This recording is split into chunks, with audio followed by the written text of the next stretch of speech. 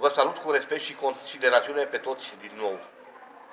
Acum vă voi vorbi despre apariția omului, ca și despre cheia timpului. Ascultați voi, oameni, învățați din înțelepciunea mea. Aflați despre misterele adânc ascunse ale spațiului.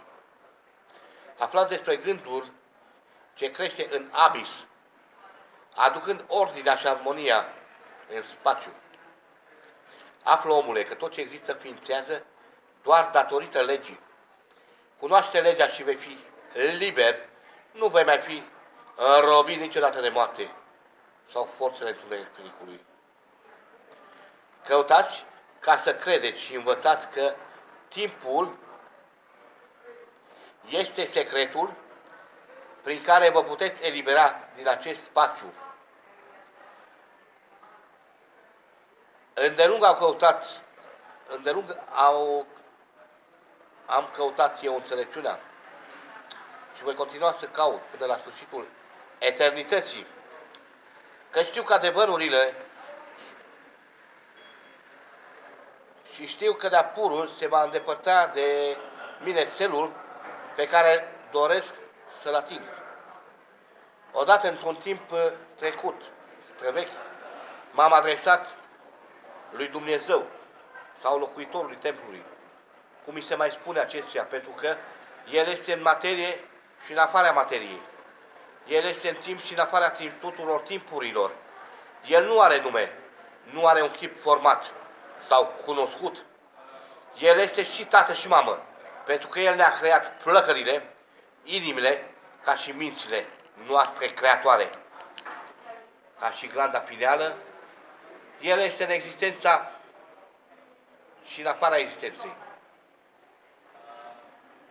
I-am pus niște întrebări lui Dumnezeu, locuitorului templului, care mă măcinau și am căutat răspunsuri adevărate chiar de la cel de sus, cel prea înalt. L-am întrebat despre misterele timpului și spațiului.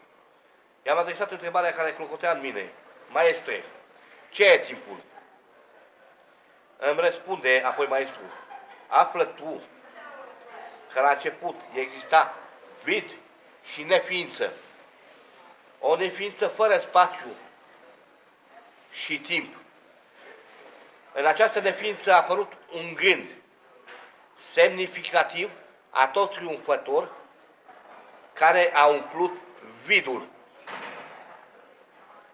Nu exista materie, ci doar forța, o mișcare, un vârtej sau vibrație a gândului semnificativ care a umplut vidul. L-am întrebat pe maestru: acest gând era etern? În răspunse Dumnezeu sau locuitorul templului, zicând: la început gândul era etern. Iar pentru ca gândul să poată fi etern, trebuia să existe și timp. Astfel că în gândul atot triumfător a apărut legea timpului. Ce este timpul și cum se manifestă el? Dar timpul care există în toate spațiile, care plutește lin și ritmic, care se află de-a pur într-o stare fixă. Timpul nu se schimbă și nici nu se deplasează. Timpul nu se schimbă, dar toate lucrurile se schimbă în timp. Pentru că timpul este forța ce separă evenimentele. Timpul nu se află în mișcare, doar voi, oamenilor, vă mișcați în timp, așa cum conștiințele voastre se mișcă între evenimente. Dar prin timp există o existență unică, eternă.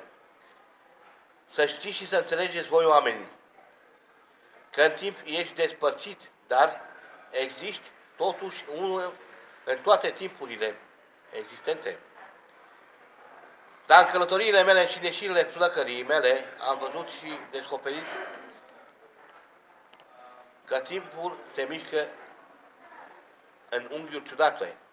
Totuși, doar prin linii curbe, puteam să sper că voi afla cheia ce va permite ca să am și eu acces la timp-spațiu.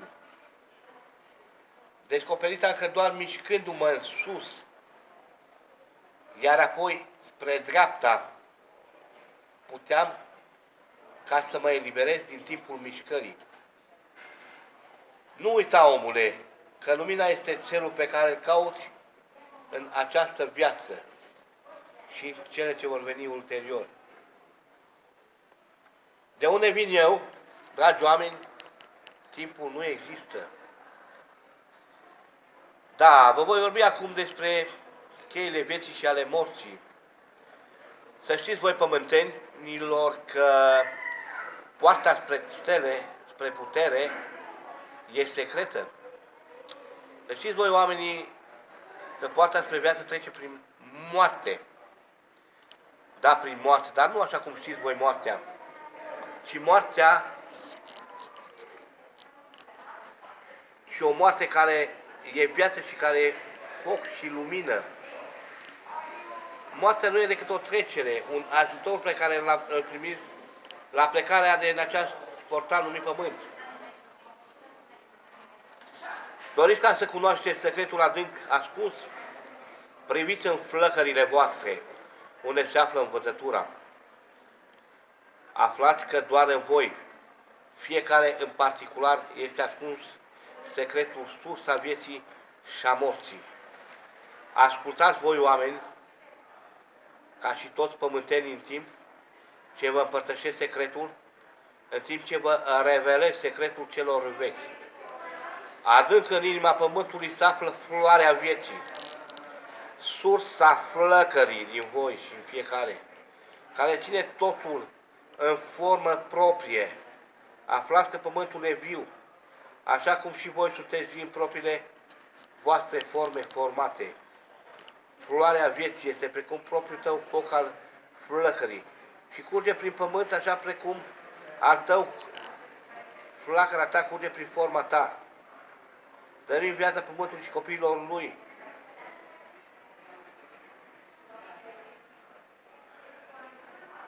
Renuind sufletul din formă în formă.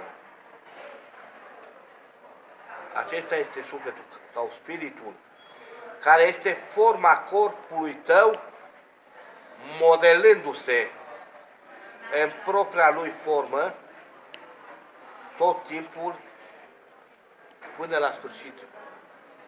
Gata.